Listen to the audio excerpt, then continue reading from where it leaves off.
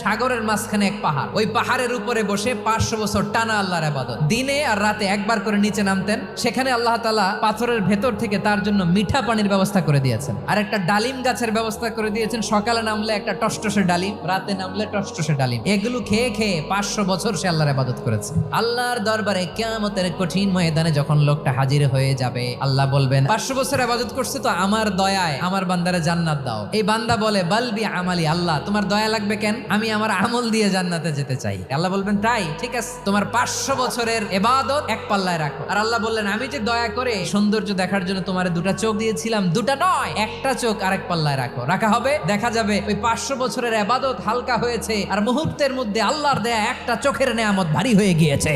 ফলাফল দেখো, হিসাব বলে তুমি এখন জাহান্নামে যাবা, যাও এবার জাহান্নামে যাও। এবার লোকটা কাচুমাচু করে বলে আল্লাহ এবার আমি বুঝতে পেরেছি তোমার দয়া ছাড়া দুনিয়ায় কেউ জান্নাতে যেতে পারবে না।